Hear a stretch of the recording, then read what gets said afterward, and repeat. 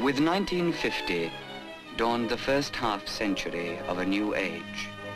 An age when science would present mankind with unlimited resources, would give to men unlimited power to use it as they chose. In Virginia, at the unveiling of a statue to George Washington, President Truman spoke on the control of atomic energy. We believe that the plan for controlling atomic energy, which has been worked out in the United Nations and has been approved by the overwhelming majority of its members, would be effective. We ask only for a plan that provides an effective, workable system. The stakes are too large to let us, or any nation, stand on the pride of authorship. Whatever the fears of the world, the scientists worked on, knowing that what they produced could yet be used for good, to abolish drudgery and material slavery, to conquer disease and make fertile the desert, to change the earth and reach the stars.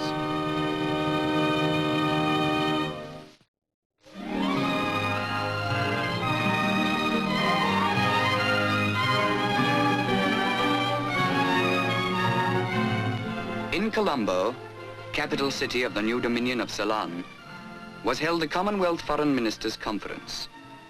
Here, in 6 days of sessions, representatives from the United Kingdom and 7 dominions exchanged views on matters of common interest.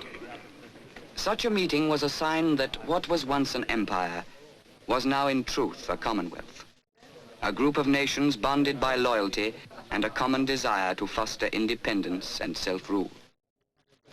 Though the conference agenda covered world affairs, nevertheless, the delegates gave most of their attention to the urgent problems of the East.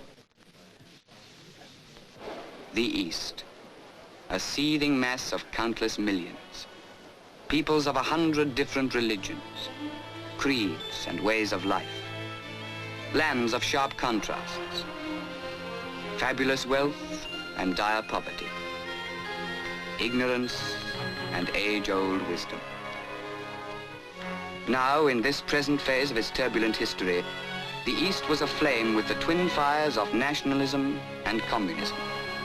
And from the Indian Ocean to the Pacific, there was no land that did not feel their heat.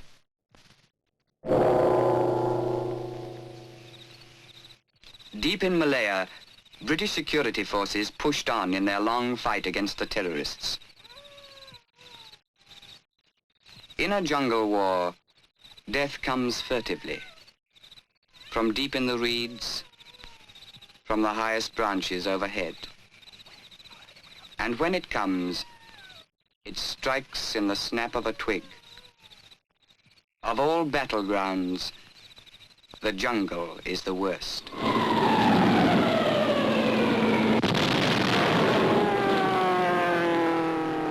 Here, the fires that burn through the East burn fiercest.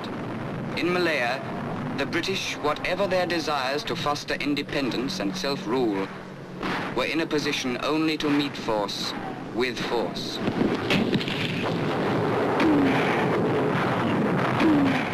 In Malaya, not until the noise of battle had died away could reason and tolerance take their place.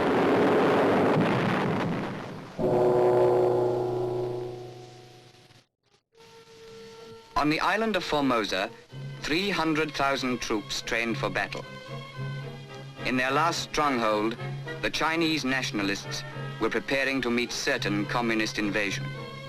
At his headquarters, Generalissimo Chiang Kai-Shek consulted with his staff and expressed to the world his confidence in the high morale of the troops under his command. In the far south of China, the last remnants of Chiang Kai-shek's mainland armies sheltered from the winter rains. The ragged remains of a once powerful force.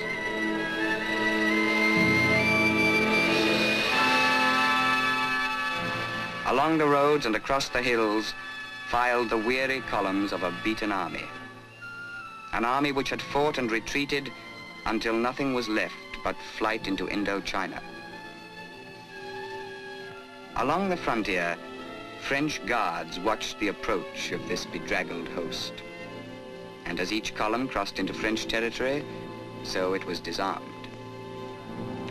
Whatever the outcome in Formosa, on the mainland of China, the nationalist armies were no more.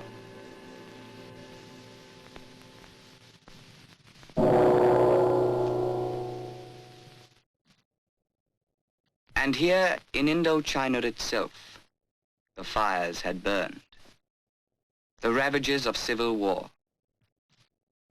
By invitation of the French authorities, Malcolm Macdonald, Britain's Commissioner General, arrived on a tour of inspection. Fresh from his own troubles in Malaya, Macdonald could sympathize with the people of Indochina, for their problems were his own. Meanwhile, in the south, a celebration.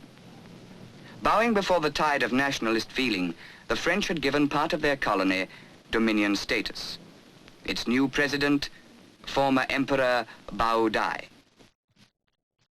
By an agreement signed in Saigon, the new state of Vietnam was born.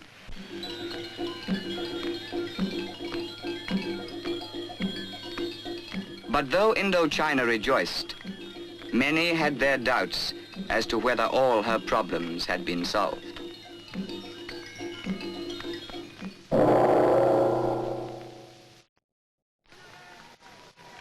In Holland, at Amsterdam's royal palace, Dutch and Indonesian officials met for a ceremony similar to that of Saigon, for the creation of a new republic, the United States of Indonesia. With her signature, Queen Juliana ended 300 years of Dutch imperial rule in the Netherlands East Indies. After 4.5 years of bitter struggle, the Dutch were making the break complete. For Indonesia, this was full recognition, full independence.